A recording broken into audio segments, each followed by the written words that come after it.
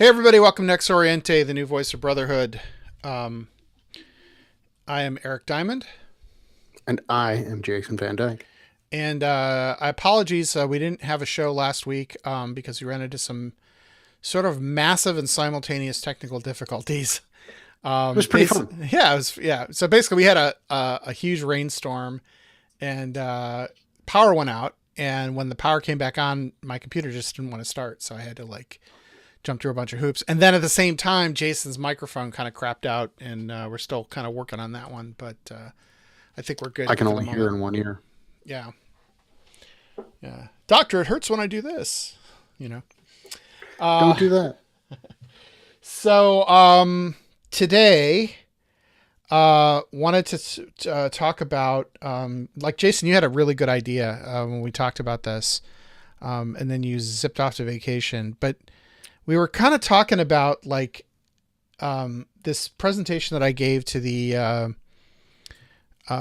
Grand Cryptic Council of Missouri about millennials, and we started talking about that, and Jason, you said this would make a great show. We should do that. We should call it Grandmaster for a day. What would you do if you were Grandmaster? And I thought, oh, what a great idea. Like, I've never really thought about that, because Grandmaster is one of those positions I would never ever want in a million years. So I would actively say no. Hard pass. yeah, if nominated, I will not run. If elected, I will not serve. If nominated, I will demit. So yeah. So I agree with you 100% on that. And so, but we thought it would be fun. It would be kind of our wish list if we were given all glorious power. What will we do with it? And so I came up with a list of 5 things plus a bonus 6th. Yeah, I've got a list of I don't know, like a bunch of stuff, but Look at you with no constraints. I know. The thing was, for me was that, so basically one of the things that I do in my professional life is I study millennials a lot, right? Even though I'm a sort of a Gen Xer, just squeaked into Gen X by the skin of my teeth. But, I do study millennials because working at an advertising agency, it's typically younger generations that have more disposable income. It's younger generations that haven't developed their brand preferences yet. So they're much more you can influence them much more in terms of marketing and things like that. And so what's weird about being in advertising in the age of millennials is that the whole kind of thing has changed. The whole, all the things that we thought we knew about marketing are no longer true. Right.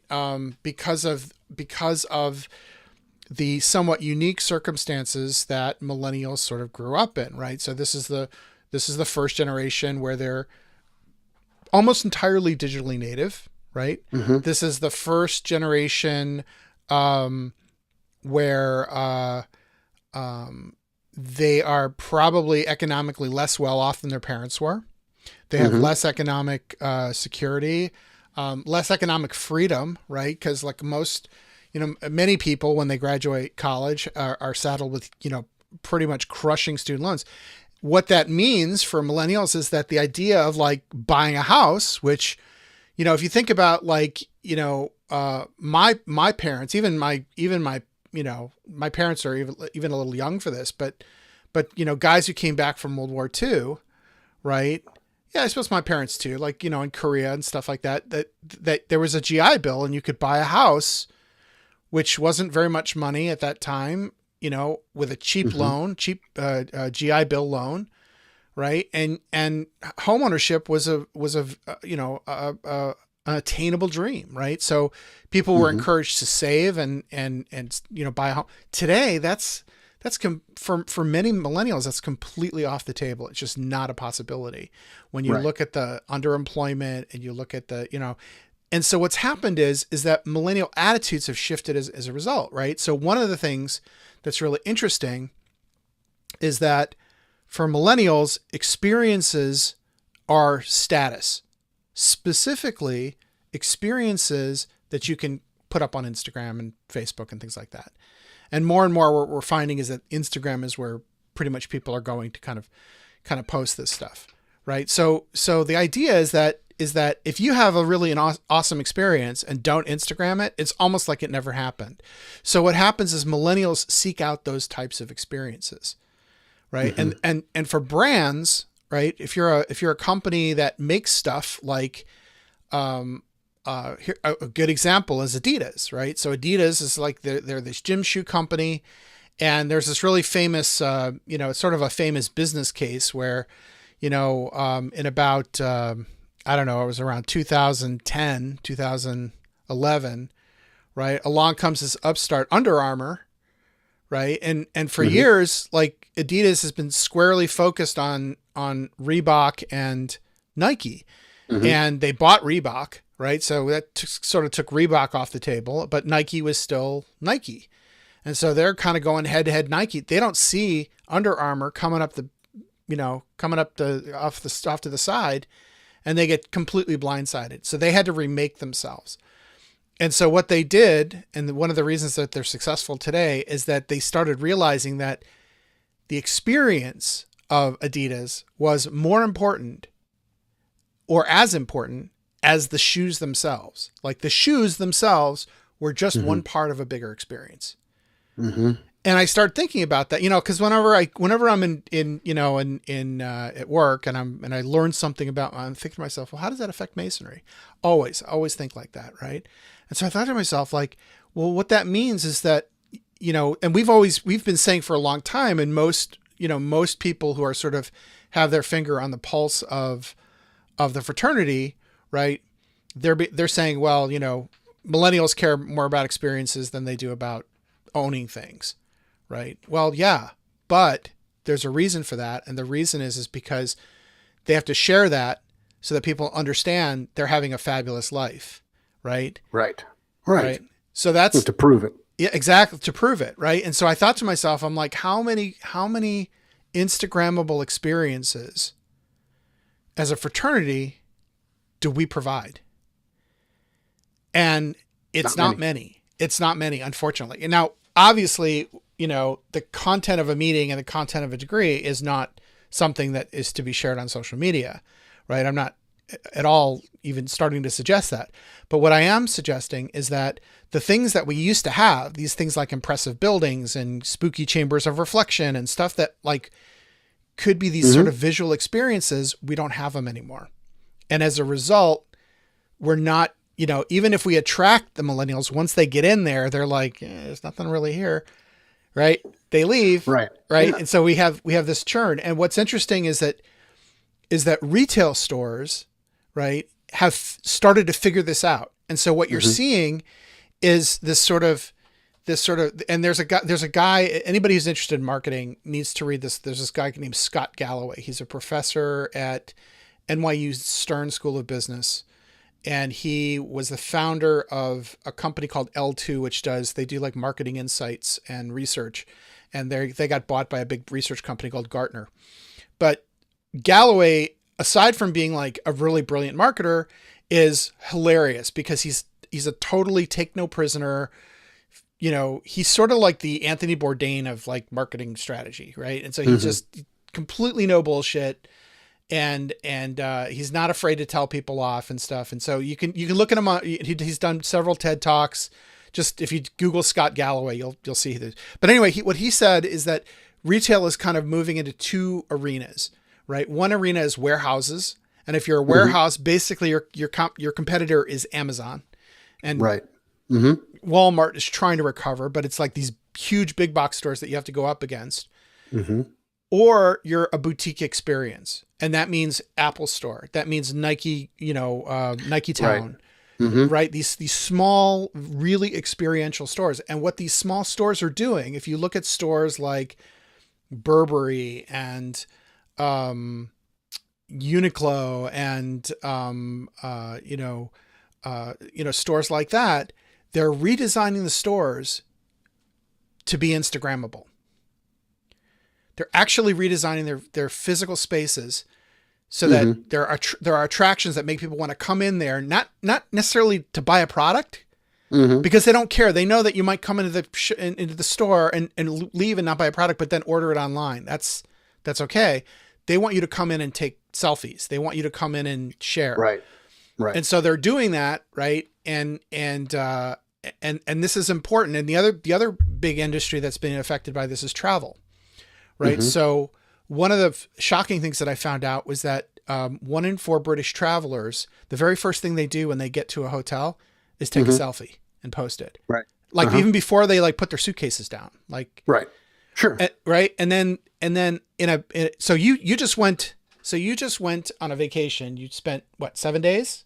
Yeah. 7 days. So you were 7 days at a resort and no. Oh, 4. 4 days. Okay. So you did 4 days in an average 7-day trip this is again, British millennials, average 7-day trip. The amount of time that people spent on their phones, 2 days.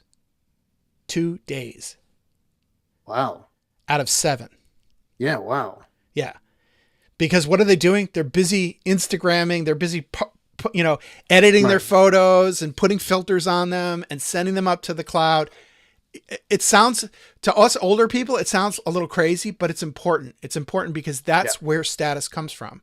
And if you think about Masonry, right, that's where status, like in other words, in the olden days, like, we wanted to become Masons because that's where the gentleman hung out, right? Right. It was a status thing. Right. So where's the status now? Well, the status is on social media. So, correct. Okay. So that I wanted to sort of like, that was sort of the tenor of my talk. That was kind of what I talked about. At some point I'll record the whole thing and I'll release it so that everybody can hear it. But that was sort of like where I kind of started from. Nice. So yeah. So if you were Grandmaster for a day, what's your fiat? Give us the order. Well, I'm making an assumption, and my assumption is that all my edicts would be untouchable for 5 years, right? Which is a big stretch, I know, but basically what I want to be able to say is, here's what I would institute. And granted, I'm fully cognizant that everything I'm about to suggest is probably going to get me kicked out of Masonry, right? Right. But that's sort of the game, right? That's sort of the thing, right? So the first thing that I would do is the first big fiat would be to create shareable experiences, right? All right. With the caveat that everything that happens from the moment that door is closed till the moment that door is opened is off limits, right? Right. It's sacrosanct. It's sacred space. Sure. Yeah, it makes sense. All right. But to get there, what I would do is the first thing I would do is I would have some strict lodge standards, right? So every lodge has to do its own work. If you can't do your own work, your own ritual work, you're not fulfilling the what a lodge's purpose is, right? And we have a big problem. Every lodge has to complete at least one cycle of all degrees once per year. Right now, that I believe is a DC rule, right? No, sort of, kind of. No, all right. I think it's an unwritten rule that several lodges fail to meet. Okay. But yeah, not really. Okay. Before you go on, I want to turn to Facebook just to give a couple comments that we've gotten so far.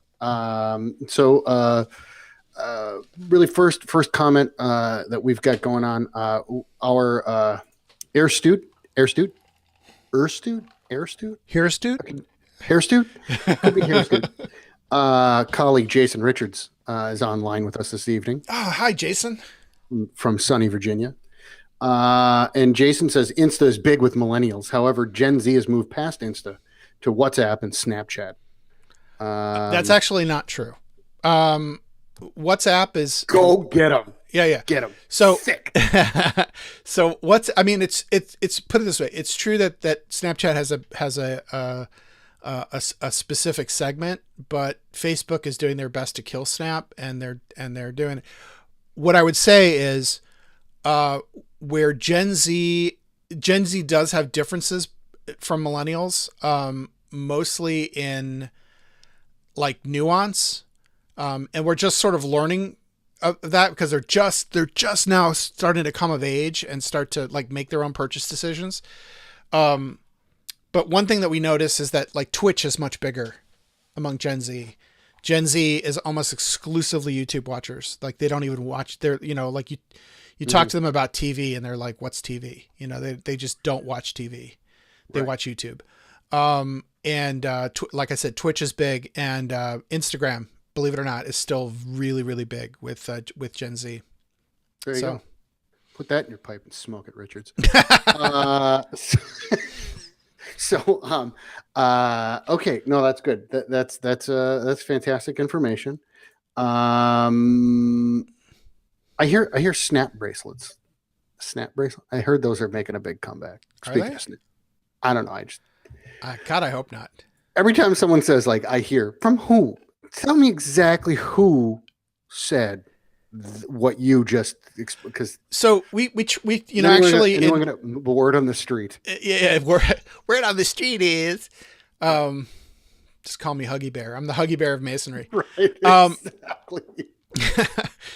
That's really dating me too. Like I'm sure like anybody who's a millennial or younger like has no idea what I'm talking about. I'm talking about a character on Starsky and Hutch. Okay. Right. That's right. So the usage profiles and characteristics of who's on what platform is something we track very, very closely. Both at an agency and group level, but also on my individual account because it's so important. So sure. if we're seeing a spike in a particular platform, we want to know about it. And we, immediately we start asking what's driving this and stuff like that. So for example, Pinterest, very, very popular among women, millennial women, but it's growing, like the rate of growth is faster among men. So we know this, we have very good relationships with like everybody, like, Google, Facebook, Twitter, they all have people that are actually embedded in our agency, and they're we have access to stuff that the public doesn't get access to. So we know, I mean, I can tell you like, this is not just like, oh, I read it on Google, or, oh, it was in the Guardian the other day. This is stuff we track really, really closely with data. Right. Absolutely. So, all right. So you would make Instagrammable. Your fiat would be that lodges must make Instagrammable moments, and further, they must do their own work. They must do all 3 degrees. So really, like all of my edicts and rules and whatever have, my program really is about elevating the experience of Masonry, right? The action, like in other words, my personal motto is Ades est mirabilis, right? Which in Latin means be there, be wonderful. In other words, make every encounter that you have, every touch point, if you will, like to use a marketing term, a good one. And if you do that, if you can elevate the experience to make every touch point a good experience, right? You're going to have people who get attracted to it and who stay. You're not going to get that churn. So that's really, that's really the, in broad strokes, kind of and so like, to me, like ritual proficiency is like the very first step, right? Because what it says is that when you have a lodge that is cracking on the ritual, right? That means that they care about the experience, and that they're they're set up in a way to engineer that experience. It's the good suit of Masonry, right? Everyone tells you, get a good suit. That's their first impression. You don't walk into an interview in shorts and a t-shirt. You wear a nice crisp suit. And for Masonry, our crisp suit is our ritual. That's the first impression. And so goes the ritual. So goes your lodge and your Grand Lodge for that matter. So, all right, great. All right. So that you want to keep going, or you want to trade off? Let's trade off. That's fair. All right, here we go. I'd like to remind our listeners / viewers that I have a list of 5 with a bonus 6th but there's basically 5. My 5 are in no particular order. And I'd like to remind people there's no wagering. Number 1. Number 1, a focus on the candidate experience. Oh man, this is already starting to sound like you, Eric. I would my list more is more focuses. It's more foci. It is more of a general edicts. They're not going to be as specific as Eric's, I don't think. But at any rate, so number 1, focus on candidate experience. And what I wrote down for that is that all lodges have to submit plans for each degree. What are you going to do for all of your degrees? From soup to nuts, I want to know exactly what you're going to do. When you open the door to your visitors, to the time you shut the lodge down and you're cleaning up, I want to know exactly what your plan is for that evening or that day. I mean, isn't that prescribed by code already? No. Okay. Absolutely not. I want to know what's your whole plan for the day. Meaning, what are you going to do for guests? What are you going to do for your candidates pre-lodge? Right. Oh, what's got it. Plan? Okay. What's your plan? Okay. Are you gonna do a chamber of reflection? I'd like to see that. Are you going to do something else that is a pre-initiation thing, a pre-ritual activity, something like that? I want to know about that now, and that gets me to B part of this. Sub B is that each lodge must include something unique and interesting that only their lodge features somewhere in that plan. Wow. That's tough. It is tough. It is a really, really tough thing, but screw it. We're going to do tough things. That's what this is about. It's about, in a general sense, trying to find an identity or a niche for each lodge. And that's super important in marketing, as you know, and is one of our Achilles heels. What's our differentiator? Is the word I'm looking for there. No, really, you're absolutely right, and that's a key. That's a key thing in millennial marketing, right? Is that we call it a differentiated product experience, and you have to have it. What makes you stand out? And it's an old idea in advertising that comes from. I can't think of his name off the top of my head, but the unique selling proposition, the USP. It is an old ad guy came up with that. At any rate, David Ogilvy. No, close. J. No cigar. I'll think of it later. Okay. The important thing is that it exists. So that's it. So that's my number 1. Is that we're gonna focus on candidate experience. We're gonna have a plan for our degrees, focusing on the candidate, right? And then every lodge has to find something unique and interesting that only their lodge does towards that candidate experience. Something that's going to make them special, make them stand out. And the way I would get about that is that I would probably workshop it with them. Whether that's with individual lodges or with a group of lodges that I would sit down with and say, like, here, let's all work this out together. Let's bang out some ideas. We'll brainstorm a bit, and then we'll start to boil things down to, feasible, and then things that actually stick, that are good, and then send them on their way and have them do it. But that would be number 1. Cool. Your turn.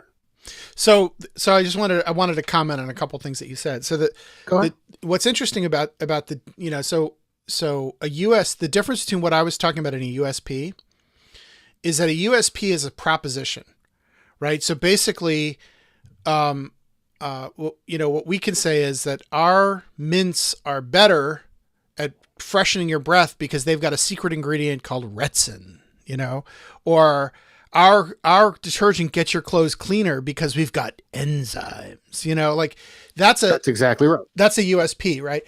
Here's the problem in an age where like you've got like, for example, Gillette for years had a great USP, right? Where we make the best razor in the business. You cannot get a better razor, a more technologically advanced razor than Gillette. And at a certain point, people just didn't care. They were like, you know what? This Dollar Shave Club thing, this Harry's thing, it's $5 a blade, not $10 a blade. And I get a pretty good shave. Like at a certain point, technology commoditizes what your product is.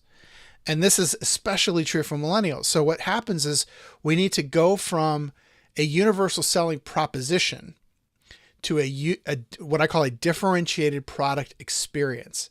So that means that, like, for example, when you so if you're going to buy, say, a motorcycle, right? You're going to buy a motorcycle, right? You've hit your midlife crisis and you're gonna go get yourself a bike.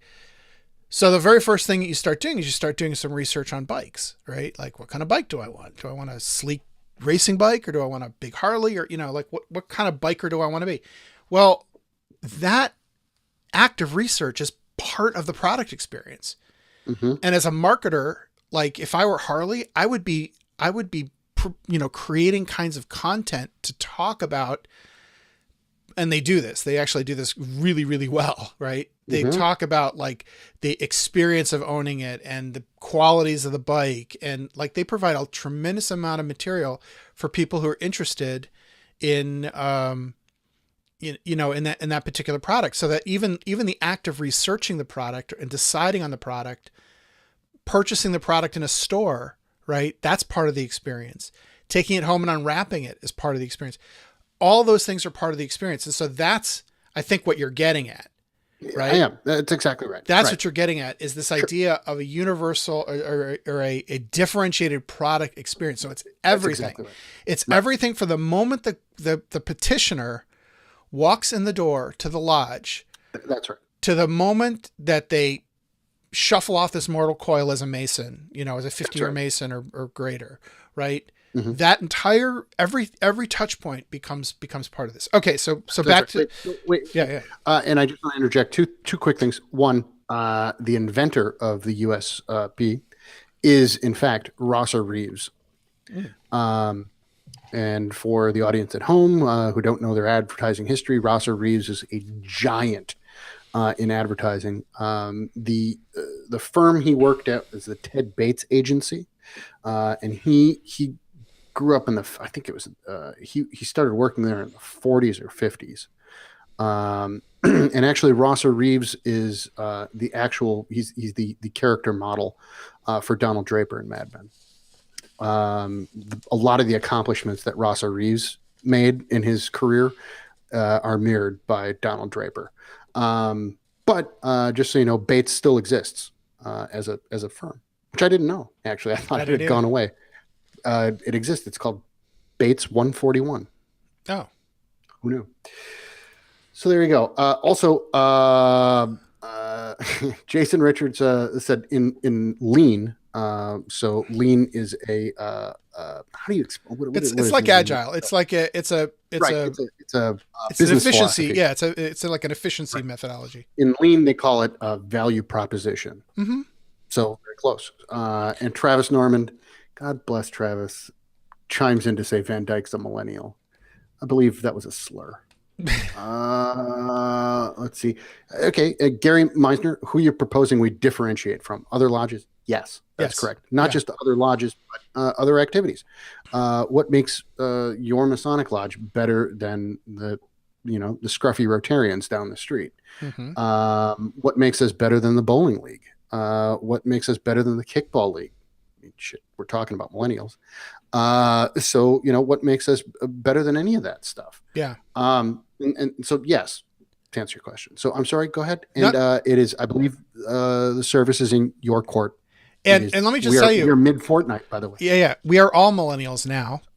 Correct. Right. That's gonna be the name of my next book.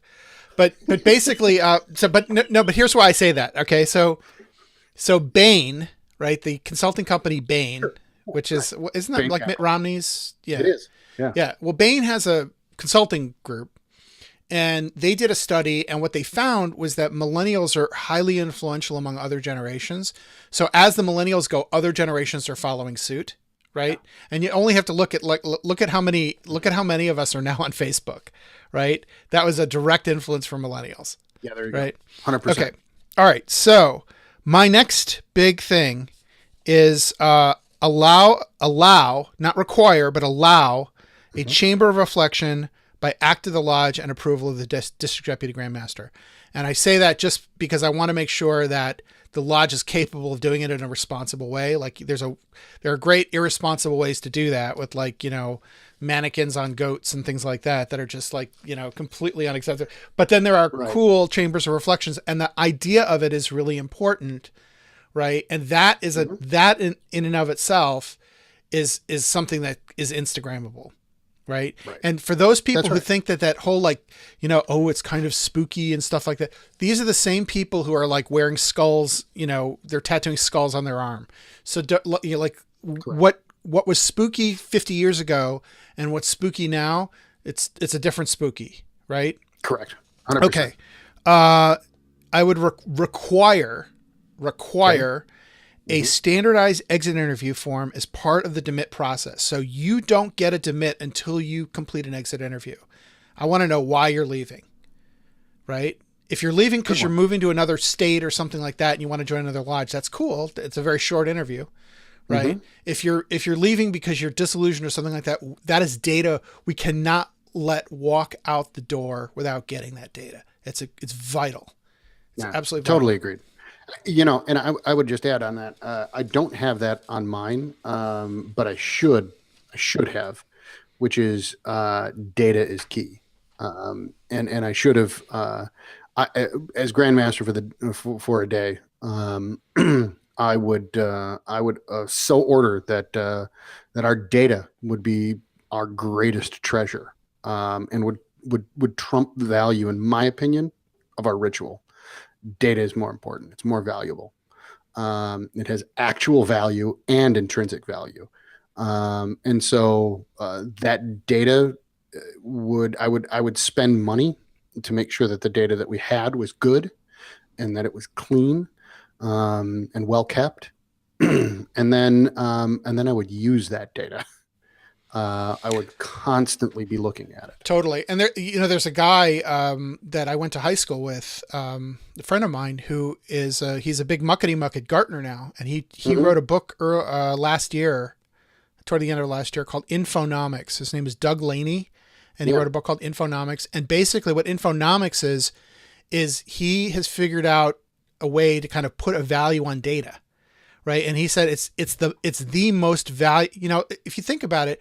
What makes Amazon valuable is not their distribution system. It's the data. No. What makes Facebook valuable, what makes Google valuable, if you look at the top companies in the world today, it's data that makes them valuable, not their assets, right? Yep. It's data. And it's good, clean, sortable, manipulated data. It is literally the Diamond Age's ambrosia. Yeah. And I'll trademark. If you use that, I'll find you. Sorry. But I also want to say that, given John Ruark's experience, trying to just put together a basic survey of Masons, it's shocking and shameful. I never said that our requests were going to be humble. No, not at all. And in fact, what we could do is because we're both Grandmasters for a day, there you go. Right. We would joint host the Conference of Grandmasters, get them all in a room with some rubber hoses and some cream pies, and just make sure, oh, you're not going to do our bidding? Pie in the face for you. It would be amazing. Yeah, it would be amazing. I have been in the room for the Conference of Grandmasters before. I've watched the proceedings for the longest 20 minutes of my life. And I will say this without hesitation. I will take waterboarding every time. Every time. That's why I don't want to be Grandmaster. Not even a contest. All right. So, So I just went, your turn? Or did you just go? No, it's my turn. Okay. Hold on. Meisner's back at it. It's a data, you mean like the stuff that we've written in the minutes? That's great. Yeah, good job. Jason Hacker, and don't discount access to the masses. A lot of power, also. That's absolutely true. Access to the masses. What do you mean? And don't discount access to the masses is a lot of power, also. I think he's talking about the power of these big companies, and you were talking about that their data is the power. Well, I think what he's talking about is the mass amount of data that they have. It's not just the part of the quality of their data is their quantity of data. Yeah. Right. But so, yeah. but what's interesting is if you look at how these companies develop their data, they built on it, right? So they started Amazon started by just looking Absolutely. at what do people like you order, and then they can start suggesting things to you, and then they can from there they can everything builds on it on it, and that's called in economics that's called creating externalities, right? So what you're doing is you're creating an asset that is not integral to what you actually offer. So if we thought of masonry as a product, right, which I know is going to make some people's toes curl and cringe, but if we thought of masonry as a product, right, the product is the experience that we provide, the degrees and the fellowship and the all that stuff. The data is external to that.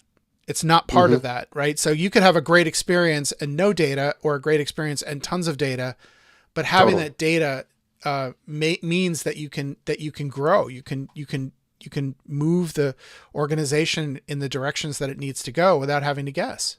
Yeah, absolutely. One more before I tee off on number 2. Again, no wagering. Michael Overturf popped in to say, make plural memberships require a detailed examination as to why you want to join. Interesting. I know where you're going. I don't know if I agree with it, but I like it. Michael's got the idea of what we're doing here, which is to make ballsy moves, and I like it. I kind of agree with him. And you know what? Here's what's interesting: the lodges that I've joined, there was a reason that I joined them, right? And I think that there should be a reason. Okay, all right.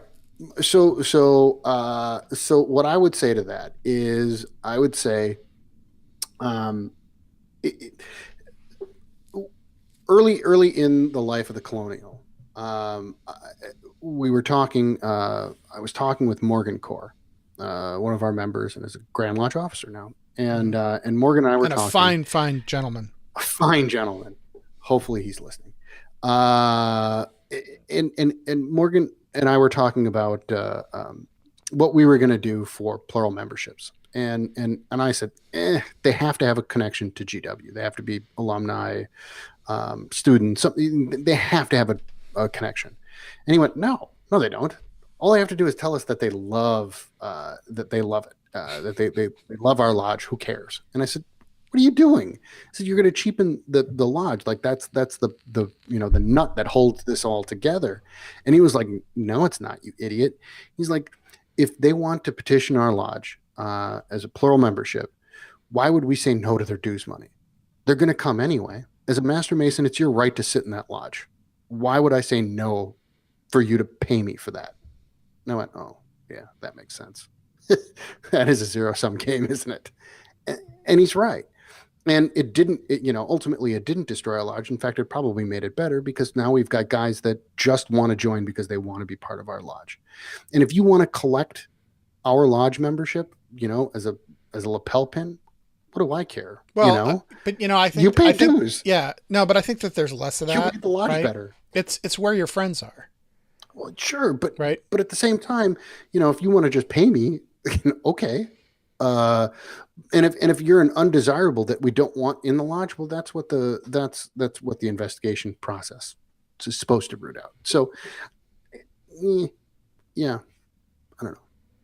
I mean, like where his head's at. Here's the thing. I get it. Here's why I agree with Michael, because I think that there should be a reason right, that you want to join a lodge, and not just because it's a good lodge, right? Because everybody wants to join a good, the club that everybody is in, right? The question is what do you bring to the lodge? And that's, and here's the thing. If you're and honestly, when I'm on an investigation committee for a new Mason, I ask that same question. What do you bring to the lodge? Right. So, right. And what my experience has been that these lodges that I've sought to join have higher standards for affiliated members as well. They should. Yeah. All right. I mean, here's the thing. Like, so I give an example. So I'm a member of Union Lodge number 6 in DC, right? And I don't live in DC. I'd like to live in DC, but I don't live in DC, right? So yeah, I pay dues, right? And I'm right, and I go a couple times a year. Yeah. But like, in order for me to be able to sort of join a lodge like that and not be a burden to the lodge, I need to offer something, and I do. I make myself available for programs and whatever they right. So, but I think that is a valid thing to ask. Like, in other words, I think that as we create Masonry, right, and create that elevated experience, that there should be a sense of stakeholdership of that experience, and so people should be coming to the lodge for a good reason, and not just because it's a cool lodge. Because if that's the only reason, right, then, I mean, that's how lodges get taken over, right, by people who I suppose. Yeah.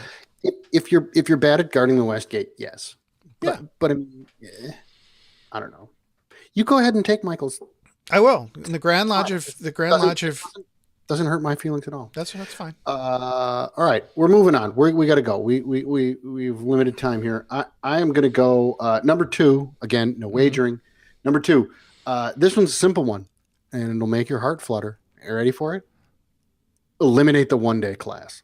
Gone. Done. Executed from the lexicon. It's over. Okay. I think we're in agreement there. Yeah. All right, your turn. I think we're in agreement there. That was easy. It needs no explanation. And the reason is because it completely bypasses the differentiated experience. It completely, it's not even about, like, and here's the thing, like, people who are part of Grand Lodges. In fact, we just did one in Illinois. It's our first for a while. Sure. And look, I don't begrudge them. Like I don't either. They're fine people. You're right. I'm sure they're. And they have a reason for doing they have the best intentions. It's just that I would need to see data that says that the retention rate is either equal or better. We're cheating them. What's that? We're cheating them. We're cheating them. Yeah, I think so. We're stealing from them. I think so. And number 1, we're stealing from them. We're taking away their experience. Number 1. Number 2.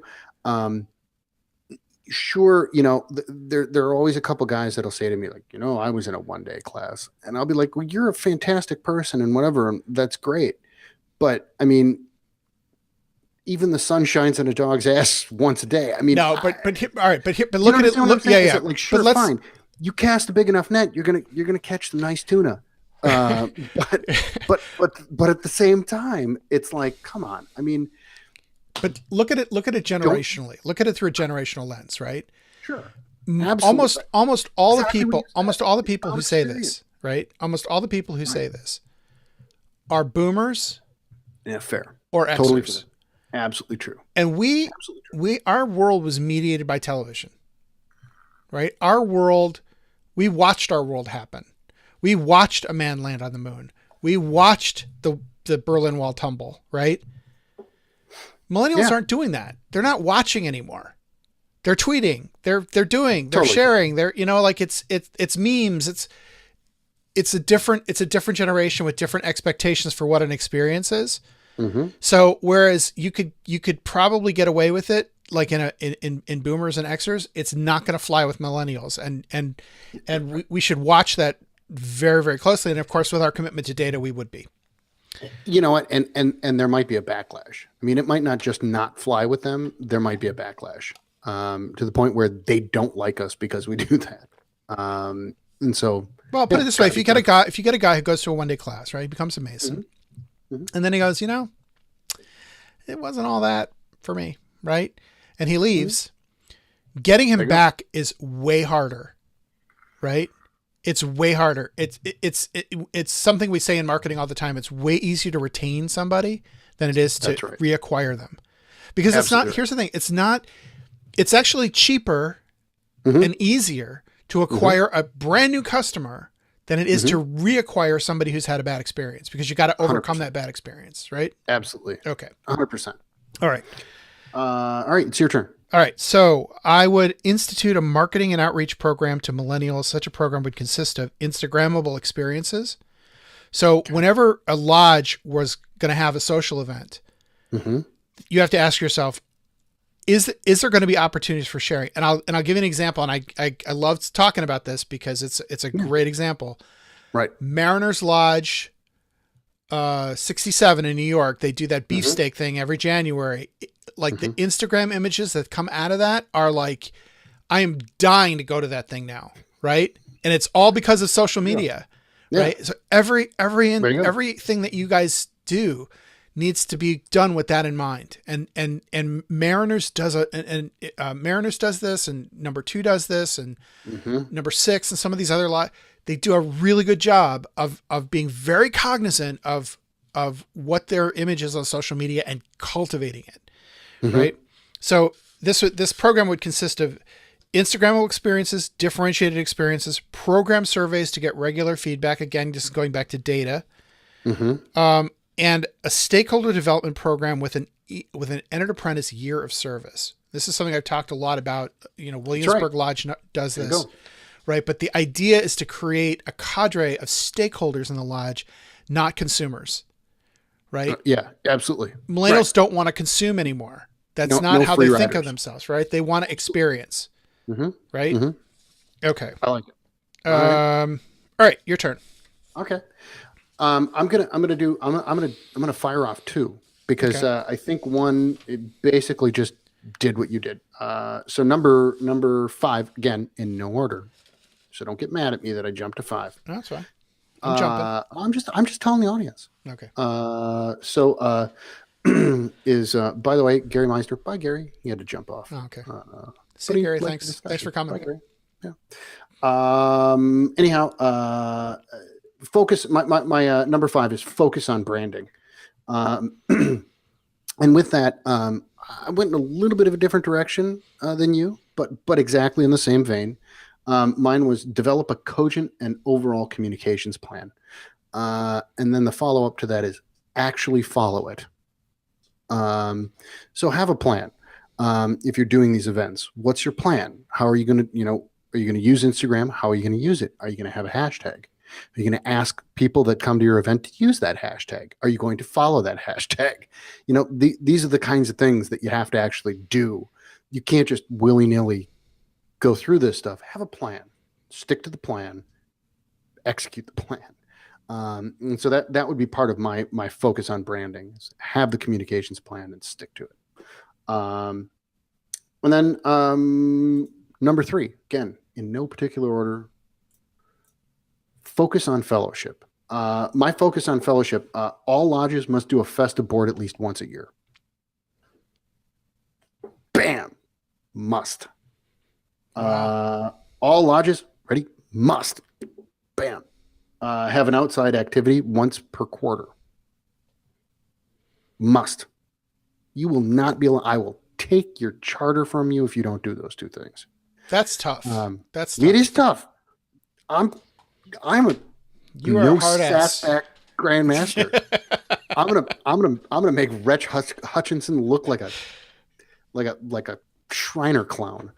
Which by the way is funny in several levels. I was gonna say like a little bit of white face and some funny on several levels. Unfortunately, Rex is probably not listening to get completely irate with me. But yeah, no, I'd be kind of a take no prisoners grandmaster. I wouldn't take no sass, because I think you have to do these things. I think there are some things that are imperatives that you have to do, or you're going to fail. And as a Grand Lodge, you have to look at the overall health of the craft, and for the overall health of the craft, if I put these guidelines in and I say you have to do a festive board once a year and you have to have a lodge activity once per quarter, you have to have a plan for every degree. These things that I say you have to do. If you fail that, I take your charter, you go away. And honestly, it's addition by subtraction for me. I'm fine with that. I think that if you're too weak, if you can't do these things, then you're a boat anchor. You're dragging us down. You got to go. Sorry. And I know that's harsh, and but sometimes we need a little bit of harsh truth in our lives. Okay. So that's it. All right. So here's where I'm going to disagree with you. I don't completely disagree with you. I just have a little bit of nuance, a little bit of English, a little bit of English to your Belgian. Okay, go ahead. Sure. All right. Go ahead. All right. So let's talk about branding for a second. I actually believe that we have too much branding in Masonry. Interesting. Okay. Yeah. So like when I look, and you're talking to a guy who spent 26 years as a brand designer, right? Right. Mm-hmm. I look at the new UGLE logo and it makes me want to vomit I vomit a little bit in my mouth every time I see it. It's totally. It's like taking what is cool and mysterious and awesome about Freemasonry and neutering it. It's like a neutered dog. Right. So I can't get behind that kind of stuff. I look at the logo for the Scottish Rite Northern Masonic Jurisdiction. I look at the Shriners logo, the new one. They're all terrible, right? It's all New Coke. It's all like, Pepsi, Crystal Pepsi. It is corporate and we're not corporate. That's not what Masonry is, right? And so the problem with branding is that it assumes like, and honestly, it's by turning the word brand into a verb. Brand is the result of a process, right? Correct. If you do all the stuff that we're talking about, you're going to have a really powerful brand. Now, I want to give you another example from marketing, right? The most hottest brand right now is what? I don't know. Anytime you use Supreme. language like that. Supreme. Okay. Yeah, well, right. But every time you say that, all I can think of is Hansel. Okay. Hansel. He's so hot right now. Sorry. Supreme, right? Is like the hottest fashion brand right now. And skateboard company. Old school skateboard company, but they do these amazing collaborations with like Louis Vuitton and Yves Saint Laurent and incredible collaborations. Yeah. But here's the thing about Supreme. The guy who owns Supreme, he doesn't own the name. Because you can't copyright, you can't trademark it, right? The logo is like Helvetica italic. I mean, it's nothing. It's not. It's Futura italic. Futura italic. Yeah. It's a nothing logo. It's anti-branding, right? Which by the way, everybody copies. I mean, it's everywhere. Yeah, sure. And he doesn't care. Because he was like, I could, I could have gone out and fought all that crap, but why? Yeah, they just spread my name all over the place. Yeah. So one of the things that I've been doing, I want to do some when my wife and I go to Europe, I want to do some filming for the show, and so I was looking at YouTubers to see like who's and I came across Casey Neistat, who I used to watch when he did his HBO show back in the late '90s, right? And it turns out he's like a huge, he's got more than 1 billion views on YouTube, right? And I was like looking at a lot of his videos to see like, what is it about this guy that is real, and like he's got a thing. He's got a look and a style and a way of narrating a story. And I mean, he's a very shrewd filmmaker. He's got an attitude and a way of speaking, and he's dead true to that all the time. Right. And so like, what's interesting is he's got a show now he's doing called 368, which is like the address of his workshop or whatever. But before that, he went for several years where he didn't have his vlog didn't even have a name. It was just Casey Neistat's vlog episode 99. You know what I mean?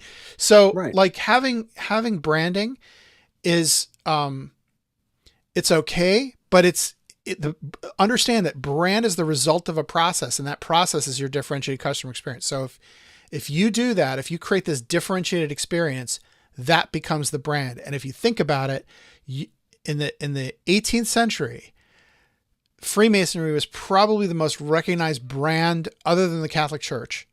Yeah. Right. Sure. And all you needed was the square and compasses. You didn't need anything else. Right. Okay. Here's another one for you. Because I like what you said before about the UGLE, their new logo and stuff, and how you just sucked all the fun out of it for you. I think that's an important and salient point that people need to take away from this too, is that if you're talking about branding, if you're talking about marketing and things like that, you ought to focus on things that are cool. And that's not something that's an easy thing to nail down. What's cool? What is desirable? People get paid a lot of money to figure that out. And it's hit or miss even then. I'm thinking, back in the 90s, when I was in school, there was a cutting edge frontline documentary called The Merchants of Cool. And it was all about MTV, who at that time were the tastemakers for young people. And what MTV had done is that they had partnered with large advertising agencies, and they would send people out to concerts and gatherings where young people were, and their only job there were they were like ethnographers, that had been sent into like some strange tribe who had been isolated, in central sub-Saharan Africa, for never touched by other civilizations. And then all of a sudden, these people show up, and that's exactly what they were doing. They were coming in with like tape recorders and cameras and taking pictures of people. And what they were trying to do is figure out like these subgroups, and they would be like, oh, this is what the kids think is cool. And if we need to be ahead of the curve, because what's cool in mainstream ain't cool. What's cool is what, only a few people are doing, and they had to be there all the time. Mm-hmm. They could never be, where everybody else was. Yeah. They had to be under the next thing. Yeah. Maybe even the next thing after that. There's a whole industry around that. Right, there's a whole industry. So there's a whole industry about that. And I think that that's interesting for Freemasonry, because where do we find that? And I think one of the downfalls that we have is that we don't think that way. Like we don't look at ourselves through that sort of lens, especially people who are in large Masonic organizations, who ought to be thinking about this stuff and ought to be setting policies and trends and things like that, are often really uncool people. And you know what I'm saying? And frankly, some bad ideas. Yeah, but all right. So here's where I'm going to throw a case study at you. If you look at Gucci, right? Okay. The guy who's the CEO of Gucci is this guy named Biarritz, right? Yeah. Right. And he took over the company. It was not doing so well, and he turned it around. Tom Ford. No, actually, this is after Tom Ford. He hired a guy by the name of Alessandro Michel. Okay. Or is it Michelle Alessandro? Anyway, Alessandro is the new creative director. And if you were to look at this guy, he looks like like Jesus exploded in a pizza factory. I mean, it's just like he looks like Jesus, like a slightly older Jesus, sure, wearing like Versace, but it's Gucci, right? Sure. And he basically said to this guy, like, look, you're the trend guy. Whatever you want to do goes. And Gucci completely changed everything about how it looked, but all the underlying fundamentals of what makes Gucci is still there, right? It's just translated into a new audience. And it's one of the hottest brands among millennials right now. So, sure. Right. So I think that is where the trends are. And this is like, I'm sure that there's a lot of people who are like scared by this idea, right? Because it's like, like we're Masonry. We don't go chasing trends. No. Right. Right. And I think full disclosure for everybody out there is that this is Jason and Eric land. This is No, not I know, but I mean, like, mainstream. no, These are, but yeah, here's the thing. Let's assume that we're talking about mainstream. What we're not saying is like masonry has to chase every trend, but right. every trend, masonry, because masonry is a universal human thing. Correct. Whatever the trend is, masonry has something to say into that trend, right? And so Correct. it's up to us to and honestly, that's all marketing is anyway, right? If there's a Right. if there's a trend for Snapchat, marketers are like, how do I sell Swiffer on Snapchat, right? Right. Yeah. You know, and not just that. I think that it's a constant evolution. You know, part of what we're saying too is that you should never be static. Right. There should never be that one thing. Yeah. We should always be moving and adjusting our strategy a little bit here and there. We're lucky in that thing that's fundamental to us is unchanging, and we don't have to worry about it. It's always going to be there. 100% right. Totally. All right. Okay. I think, are we on you? I think we're on you. We're on you. We're on me. All right. So, let's see. Oh, suspend festivals. Okay. So we talked about that one already. All right. I'm going to throw 3 out there.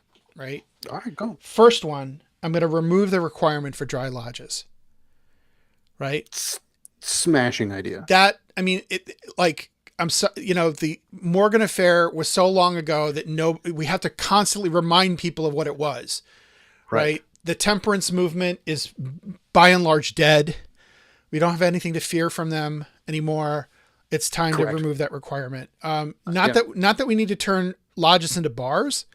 We don't need to do that, but to not have. We don't have to, but I'll listen.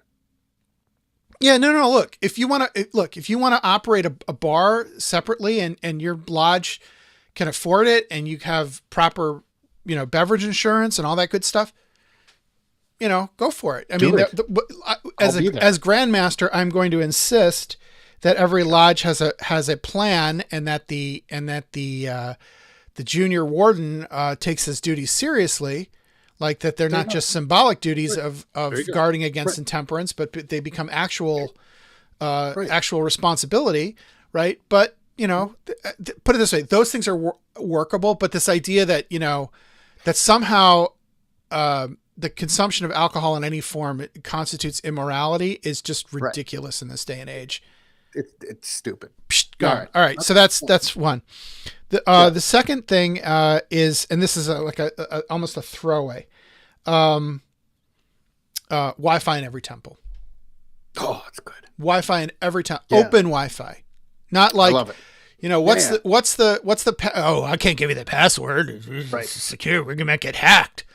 You create a separate open Wi-Fi. I want the community to sit outside the lodge building using our Wi-Fi, because that's going to get them. That's going to get them here. Great. Love it. Right. Okay. Quick story about that, by the way. I know a guy here in town who works for government agencies, we'll say, and his specialty is Wi-Fi security. Mm-hmm. And I had him help me set up my network and secure it and whatnot. And he was also helped me set up my SSID for my Wi-Fi network, which I named Skynet for obvious reasons. I didn't know you were in the SS. Right. And no, sir.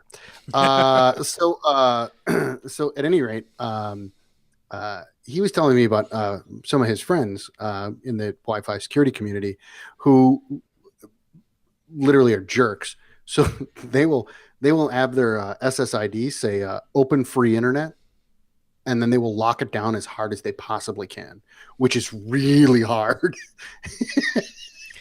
Yeah. If you could see my face right now, I'm like, but oh, right. Yeah. The funniest part about that is that so it's annoying to people who are trying to get on it, right? That it says open and free, whatever. But for hackers, that's like a neon sign, because they see right away open free Wi-Fi and they see the stupid little lock icon. So they're not going to be the noob going, why can't I do? They look at it and go, oh, this is a challenge. Someone wants me to come at them. And he said, and that's exactly what it is.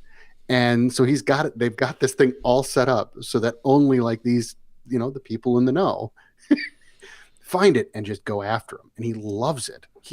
And he's like, it's great entertainment. I'm like, you honestly have to get other hobbies. Yeah. Yeah.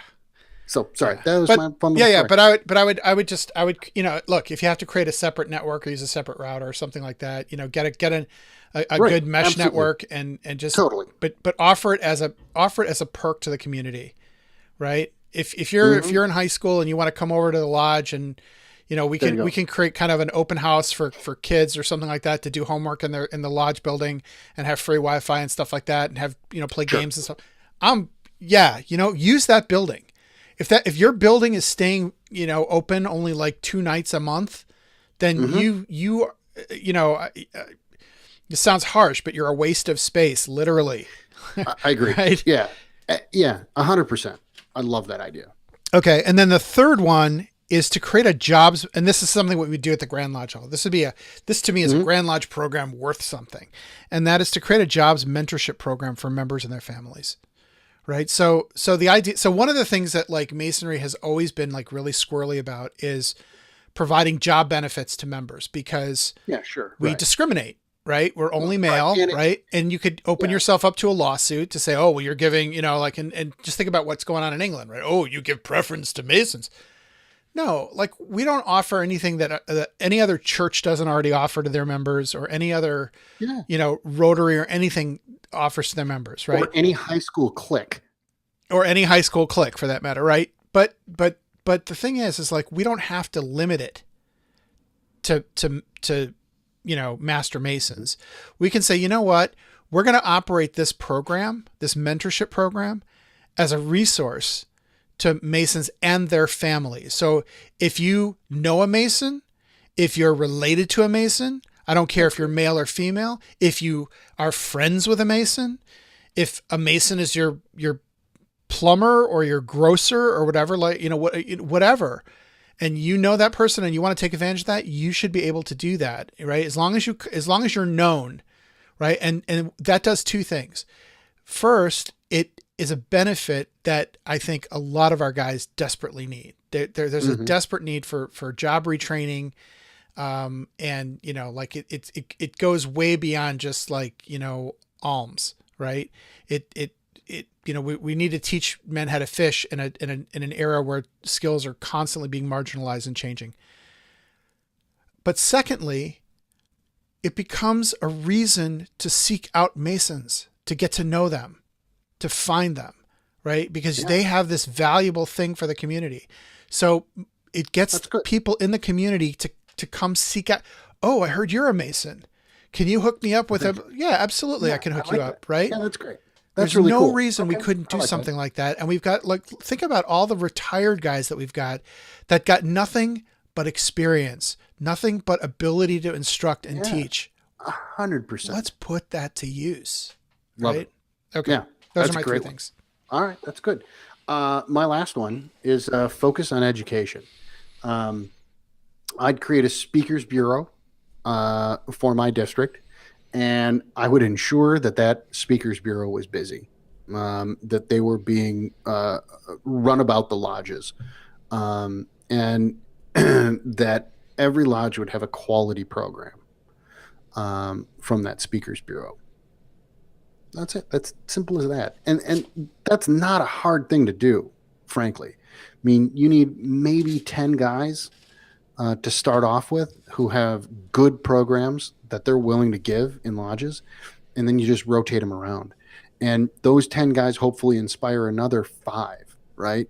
And when you've got that, you start adding it up, and you've got great new programs for every lodge.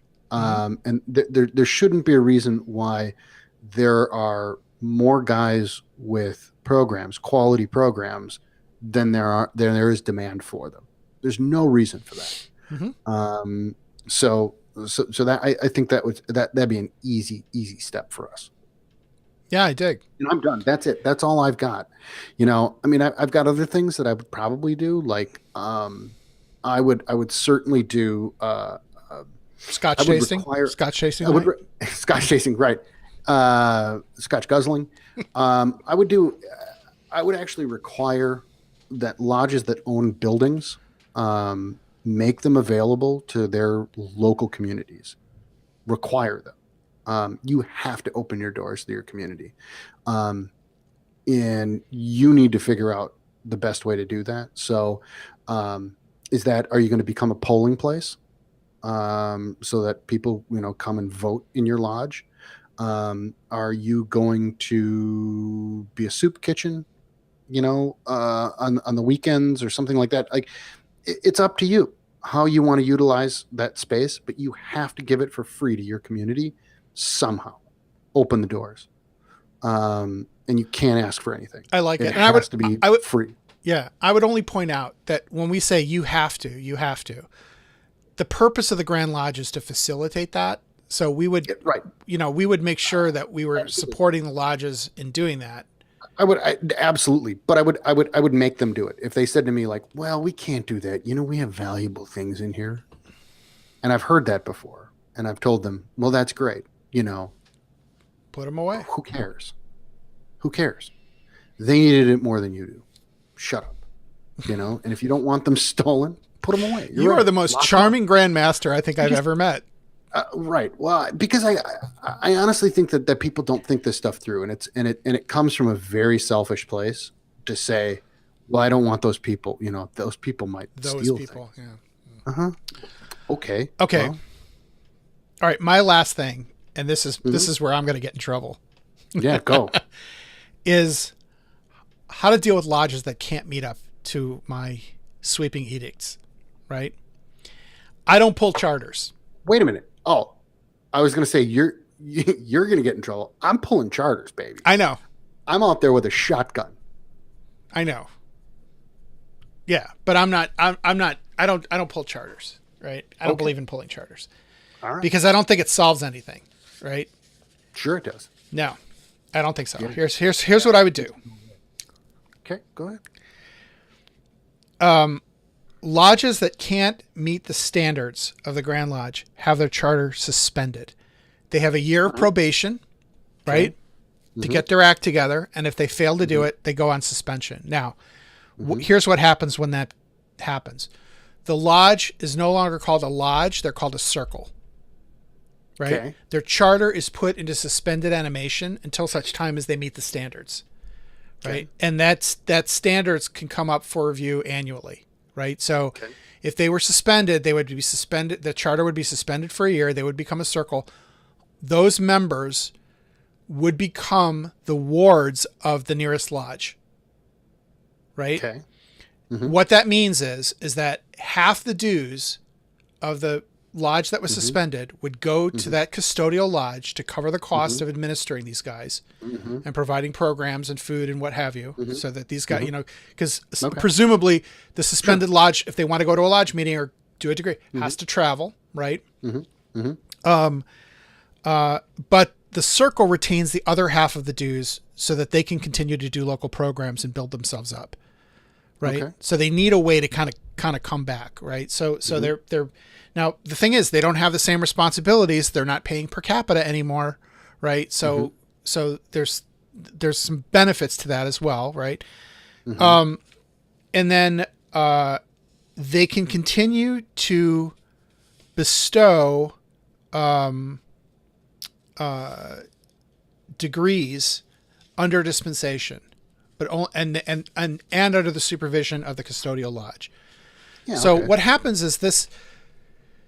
And so the idea is that they have a certain period of time to, to get themselves out of hock, as it were, right? And so, you could set like a 5-year limit and say, look, if you can't figure this out in 5 years, then we just pull your charter, and then you become Masons at large. You can join whatever lodge you want at that point, or you can become members of, by if the custodial lodge is in agreement, because this is sort of being foisted on them, the custodial lodge can agree to assume those members, if they by act of the lodge. Otherwise, they become just sort of like free agents, and then they're free to join another lodge or not.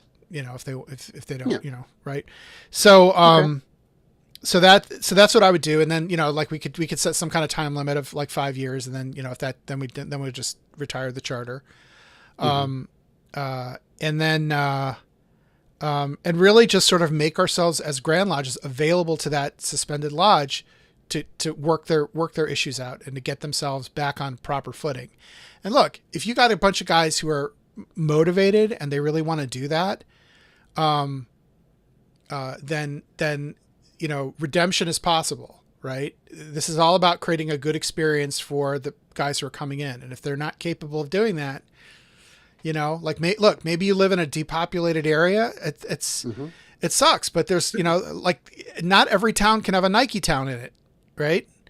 I was just going to say that. Absolutely. Right? Sometimes sometimes you have to drive several miles to get a differentiated experience. Absolutely. And that's the way of the world. What it is. But here's the kicker. Once a lodge becomes a circle, they lose the right to vote in Grand Lodge. Hey, there you go. I like that. That's good. Although, again, you're just crippling people for 5 years that you should have just said, we're done. No, because if you want to, if you've got motivated members that want to do it, they would have done it. Number one. Number two, if you've got a smaller group that want to do it and are fighting upstream against people that don't want them to do it, then have them form another lodge. You know what I'm saying? But this you pull the charter and you just say, but this gives them the opportunity to do that. Right. Well, okay. They can do that. Kind of. True. Well, so one of the things that I'm aware of is that there are lodges where you've got this old, and by old I don't mean like old in age, but old in terms of tenure in Masonry, cadre of people who basically run that place with an iron fist, who think they know what's best, who are not willing to change anything, who are not willing to accept new ideas, who alienate the new people that come in, don't give them any sort of responsibility or opportunity to succeed. It's their show. And if you want to be part of their show, then they'll let you in their clubhouse. But if you're not willing to play by their rules, screw you, go somewhere else, right? I don't want a single lodge in my grand jurisdiction like that. Right. So if you become a circle, that hold gets broken. Your officers are no longer officers. Right. Yeah. Right. So now it's a more fluid, a more level playing field. And now you can work with your because there'd be a designated Grand Lodge person, the DDGM that would work with that lodge to get back on footing. And if that meant that, this is the guy who's the head of the renewal committee and he's going to head that, and guess what, it's not the crusty old past master who's been there way too long, or the secretary who nobody can find anything because everything's at his house, right? Those right yeah. All right. So you're nicer than I am. That's all it boils down to. Well, I'm older. I'm gonna give you bonus order number 6. I promised it. You've waited this long. Bonus order number 6 is really going to get me in trouble, but I don't care. Because I'm Grandmaster and I can do whatever I want. I would decree that at my naming, and it would just be at my will and pleasure, that I could give any past Grandmaster, I would designate that they would henceforth wear clown shoes to all lodge events as punishment for taking themselves and their job too seriously in the past. And that punishment would last all year. So they would, if they wanted to come to the Grand Lodge banquet, sure, you can tux up, but you better have on clown shoes. And I'd be pretty liberal with it. I'd make an awful lot of past Grandmasters wear clown shoes. I'm just going to say it. And mostly just to entertain me. Fantastic. Yeah. So there you have Fantastic. All right. So so those are that's what we would do if you're a Grandmaster. So let's take last comments from social media, and then here's what I want you guys to do. Having heard all of the stuff we said, whose Grand Lodge do you want to join? Right? The Grand Lodge of Diamond or the Grand Lodge of Van Dyke? I like that. That's great. Right? This is good. Red remember, or blue? Remember, vote Tammany. So anything else on? Wait, and I just realized you're in Chicago, which is vote daily, vote often. Yeah, right. Vote early, vote often is what they used to say. That's it. Vote early. Well, vote right, often. but it was for daily. Yeah. Yeah. All right. Well, I don't have such power machines here in DC. We've never heard of them. So yeah. All right. I like it. All right. Well, that's it. I think that wraps it up. No other comments on social. No. We've kind of we've hammered them all away, I think. Okay, good. But I think my Grand Lodge is much better. I mean, first of all, certainly you've got the clown shoe, the clown shoe thing locked up. Yeah, absolutely. And here's the thing: is that if you vote for me, I'll give you one free clown shoe order. Just shoot it to me, and they're wearing clown shoes for a year. Okay. And with that, I have to pull recognition from your Grand Lodge because you're electioneering. Michael Overturf says, "What's that?" Said I can be plural.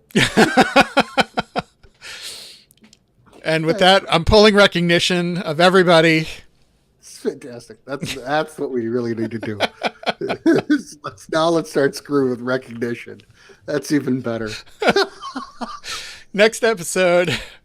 That's right. Next episode, why we don't recognize you. All right. Great. Well, thank you very much. Again, thank you to our executive producers. You literally have partially saved Jason by replacing his errant cable. We're going to be doing some cool stuff later in the fall. That is all because of our executive producers. If you'd like to become an executive producer, visit our Patreon page. It's patreon.com/X-Oriente. Check out our blog at X-Oriente.com. And you can get X-Oriente on our swanky new app for iOS. It is swanky. It's great because the episodes come automatically. You don't have to refresh them. They just show up. It makes it convenient buzzing in your pocket when we're on. That's right. And what else? Oh, you can get it also in the Apple iPod app. You can get it in the Google Play Store. Pretty much wherever fine podcasts are sold or given away, you can get X-Oriente. So please subscribe if you're hearing this for the first time. Subscribe. Leave a review on the podcast store. Or the Google Play Store. Those reviews make a big difference to us. They help us grow the audience. And that's important. And so, and we appreciate it. And of course, just keep your eyes out on Sunday nights. We usually either do it, live, either at 7 PM Central, 8 PM Eastern, or 8 PM, what is it? Did I get that wrong? 8 PM Central, 9 PM Eastern, which is where we started tonight. Mm-hmm. A lot just depends on what's going on Sunday nights in our lives. So try to stick around Facebook to be on the live stream. Until then, I'm trying to think if there's anything else. Let us know which Grand Lodge you want to join or would join. If any Grand Lodge in their right mind would allow you to, by dropping us a line at xoriente@gmail.com or leave a comment on our Facebook page at facebook.com/X-Oriente. Until next time, this is the Grandmaster Eric Diamond. Grandmaster Jason Van Dyke signing off. Take care, guys. See you guys.